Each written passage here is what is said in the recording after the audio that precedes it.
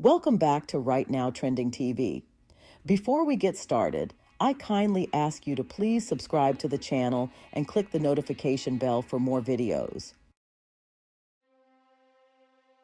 Hold on to your hats, folks, because Trump's at it again. Will he make the ultimate blunder by calling Harris a... You know what? And you all know what I mean. Somebody has to say it. He's gone full-on attack mode, throwing everything but the kitchen sink at her. It's being reported that Trump has called Harris a bitch in private on several occasions. A Trump's spokesperson denies the claims, of course, but let's be for real, his tongue is lethal. He has insulted any and everything that challenges him, but it seems that a black woman is an ultimate insult to his soul. Now, some might say this is just Trump being Trump, but I'm starting to think there's more to it. He is not shy about his racial tropes, and all you have to do is refer to his antics at the recent National Association of Black Journalists. Could it be that the Donald is feeling the heat? Harris's poll numbers have been steadily climbing, and let's be honest, Trump doesn't handle competition well. In fact, he handles it about as well as a toddler handles a timeout. Remember when he used to call Elizabeth Warren Pocahontas? Yeah, this feels a lot like that, but more sinister. I wonder why. It's like he's reached into his bag of insults and pulled out the same tired old tropes. But here's the thing, America's changing, and those tired old tricks just aren't cutting it anymore. We're unaffected by his many tirades at this point. So, what's the takeaway here? Well, for starters, it seems like Trump's playbook needs a serious update. He's being phased the hell out because enough is enough.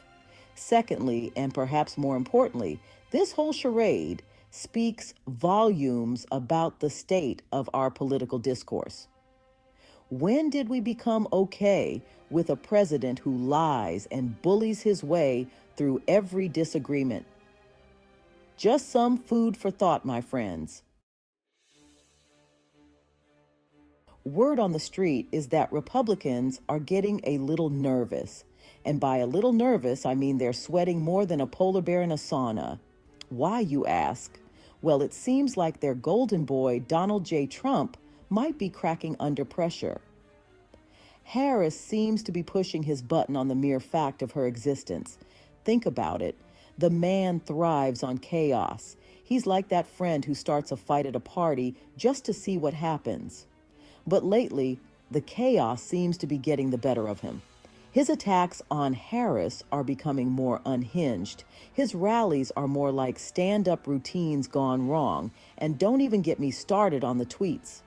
Now, I'm no psychiatrist, but even I can see that this isn't exactly the picture of mental stability. And the Republicans, well, they're starting to realize that having a loose cannon at the helm might not be the best look for their party. The problem is they're stuck between a rock and a hard place. On the one hand, they've spent years enabling Trump's behavior, so they can't exactly throw him under the bus now. On the other hand, if they don't distance themselves soon, they risk going down with the ship. It's a classic case of be careful what you wish for, wouldn't you say? Hold the phone, folks. Something strange is happening in the Villages, Florida, and it's not just the early bird specials. This retirement community, known for being redder than a sunburn at a Trump rally, is suddenly showing some love for, wait for it, Kamala Harris. That's right, you heard me correctly. The Villages, a place where golf carts outnumber Teslas and Fox News plays on a loop, is turning up for a Democrat. And not just any Democrat, mind you, but a woman of color, no less. It's enough to make your head spin. So what's behind this surprising turn of events? Well, it seems like even retirees are tired of the drama and the racial innuendos. They're looking for someone who's going to fight for their Social Security, their Medicare, and their right to enjoy their golden years without the world going to hell in a handbasket. And you know what? They're not alone. Across the country, people are waking up to the fact that maybe, just maybe, there's a better way. A way that doesn't involve tweeting insults at 3 a.m. or starting trade wars with our allies. Could this be the beginning of a purple wave? Only time will tell. But one thing's for sure, something's brewing in America, and it smells like change. Let's be real for a second, folks. America is at a crossroads. We're more divided than a pizza at a bachelor party, and the stakes have never been higher. On one side, we've got Trump and his MAGA crew, clinging to power like a cat hanging onto a curtain. On the other, we've got a growing movement of people who are fed up with the chaos and ready for something different. The question is, what will that something different be? Will it be a return to normalcy, whatever that even means anymore? Or will it be something entirely new, something that reflects the changing demographics and values of our country? Honestly, I don't have the answers. But I do know this: the choices we make in the coming months and years will determine the course of our nation for generations to come. So let's choose wisely, America, because the future is counting on us. A new kind of candidate? Kamala Harris isn't your typical politician. She's not a Washington insider, and she doesn't play by the old rules. She's a woman, she's a person of color, and she's not afraid to speak her mind. And you know what? That's exactly what makes her so dangerous. See, for too long, American politics has been a boys' club. It's been all about backroom deals, power lunches, and maintaining the status quo.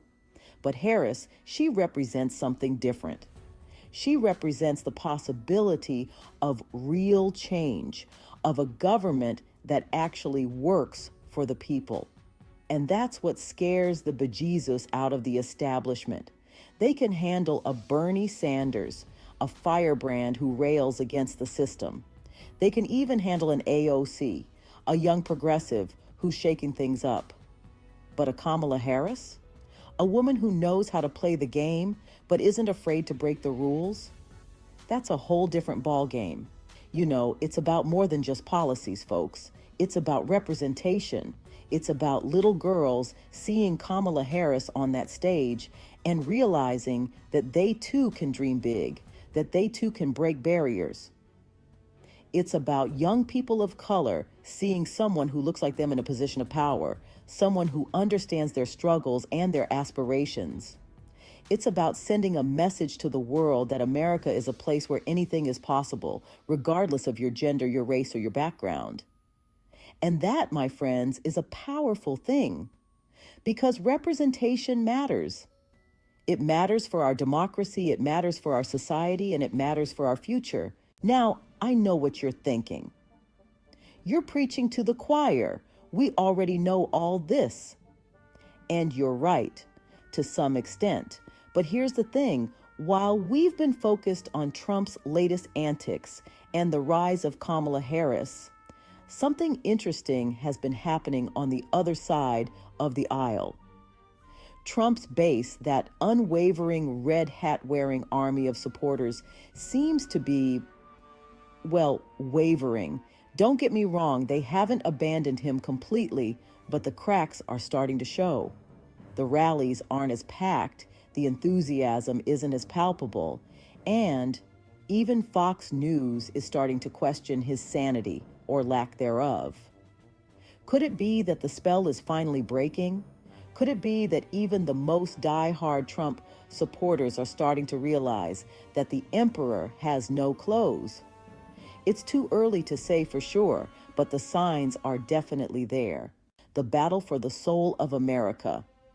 This isn't just a political battle, folks. It's a battle for the soul of America. It's a battle between hope and fear, between unity and division, between progress and stagnation. On one hand, we have Trump and his cronies peddling fear and division, trying to turn us against each other. On the other, we have a growing movement of people who believe in a better future, a more just and equitable society for all. The question is, who will win? Will it be the forces of darkness, or will the light prevail? It's a cliche, I know, but it's also the truth. The stakes have never been higher, and the outcome of this battle will determine the course of our nation for generations to come. 2024, a turning point in American history. So, here we are, folks, on the cusp of what could be the most consequential election of our lifetimes. The year 2024 will be a turning point, a moment where we decide what kind of nation we want to be. Will we continue down the path of division and hate, or will we choose the path of unity and hope? Will we embrace the future, or will we cling to the past? These are the questions we must ask ourselves as we head into this election. The choice is ours, America. Let's make it a good one. What are your thoughts about this video? Jot your opinion down below in the comments. If you like the video, please give me a thumbs up, and again, don't forget to subscribe to the channel and click the notification bell for more videos.